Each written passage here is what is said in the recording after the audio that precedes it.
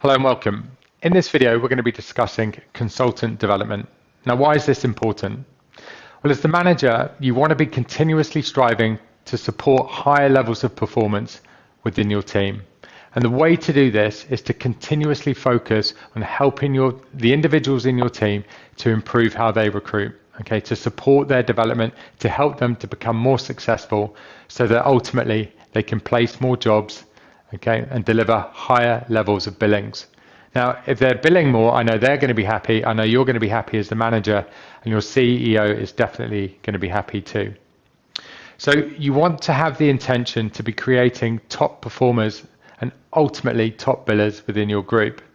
So in this video, we're going to focus on how to identify the development areas of each person in your team. Now, the way to do this is to consider both the strengths and weaknesses each of your consultants have with respect to each step of the recruitment process.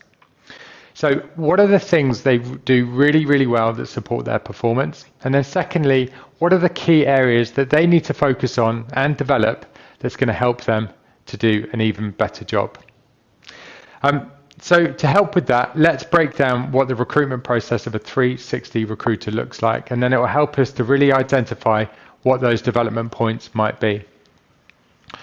So the first thing any good recruiter has to do, they need to generate some clients, okay, and bring on some jobs. Yeah, makes sense. Now, this is all about your capability around business development, around client development, and so on and so forth. Okay, and there's a number of things that you can do practically that's going to support you to build your client base and to bring some more jobs on. Okay, and then once you have that in mind, the second thing you need to do, you need to be sourcing candidates and interviewing them and qualifying them for these jobs that you've generated. Now, this is a very different skill set to this, but it's still something that we need to deliver excellence against. And then when we've qualified these candidates, we need to be putting them into this recruitment process. Okay, so we need to then manage the recruitment process. And what I mean by that, we need to sell our candidates into our clients. We need to generate some interviews. We need to manage that recruitment process really tightly, manage that feedback process. And hopefully if we can do a really, really good job of that, we're going to be in a position to offer our candidates a role and then negotiate with our clients and their candidates so everybody gets the best deal. And again, if we can do a really, really good job of that, we're going to be in a position to close some deals and make some placements, which obviously is the name of the game. Now, so I want you to consider that each step of this process brings a different skill type. Okay, it's a different skill set. Okay, and if you think about each consultant in your team, there'll be things they do really, really well in this process, and there'll be areas that they really need to focus on and really lift their performance with respect to that. So the thing I'd like you to do to start with is to look at that process for each person in your team. Where do you think their strengths lie in respect of that? Okay, what is the thing that they do really, really well that supports their success? Okay, it might be their capability around business development. They might do a really, really good job of that. They might be excellent at cold calling, or they might be a Olympic gold medalist at networking. Whatever that thing is that allows them to do a great job there. Conversely, it might be about how tightly they manage that recruitment process when they've got candidates in the loop. And the thing that might be impacting that might be the depth and the strength of their client relationships, and so on and so forth. Okay. So whatever that thing is, I really want you to identify what that strength is for your team. Okay. And in your next one-to-one, I want you to acknowledge that with them. Okay. Give them that positive feedback. Recognize where they do a great job. Positive feedback is a big part of the development process. It helps to build confidence and really embed the learning and the great work that people do. So remember, find your opportunities to deliver positive feedback. It's going to be a big help to engage in your consultants and to continuing to do a great job. Now, everybody has an area that we can improve on. Okay, I don't care if you're the top biller or whether you're a rookie recruiter. There's always something we can do to improve. So this is not just about managing underperformance. It's also about stretching high performance. Okay, So again, with your consultants in your one-to-ones, I want you to acknowledge and recognize where that area is. Where could they improve? What could they do to lift their performance in respect of this recruitment process? Okay. Now, when you have that, you will have identified what that development area looks like. Okay.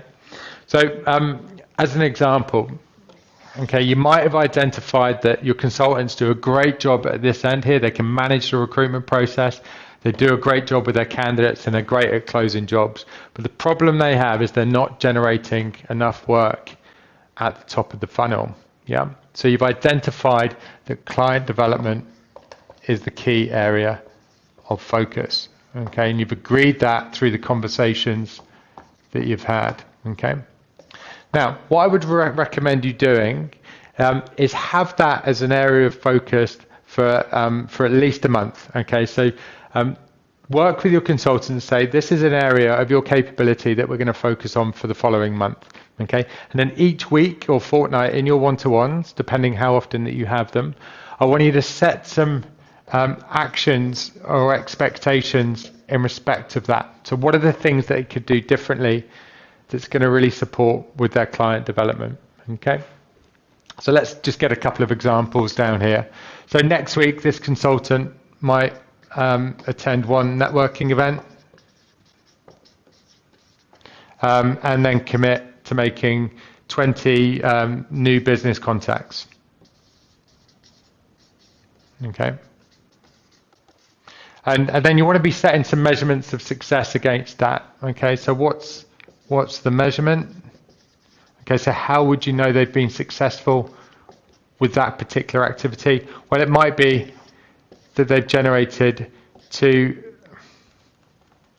new jobs, 2 new opportunities that they can recruit. Okay, so that's the measurement of success. Okay, but you want to be talking about that, and there might be different things that they can do differently to support that client development initiative. But the key thing is to bring focus and action to that and have a measurement of success against that. Apologies for my handwriting there. Okay, but through those conversations, and this is an important piece of the puzzle, it's the support piece. Now remember, from previous videos, we want you to adopt this supportive approach to managing your team. Like, just setting activity targets in itself is not enough. You want to be asking your team where their obstacles are going to come when it comes to doing this thing, because remember, it is a development point and it's probably the thing that they're going to find most difficult to do. Therefore, you might need to offer your support. Okay, now what does that look like? Well, it might be that you need to help them with their time management. You know, when are they going to find time to do this? That might be the first thing that you need to work with them on. Okay, it might be around the quality of their cold calls. Okay, they may have a block with respect to that, so you might need to do some training with them on that. You know, how to add value through cold calls. Okay, and it might be, well, they don't know which networking events to go to. Okay, and they may lack confidence at networking events, so it might be something that you attend with them.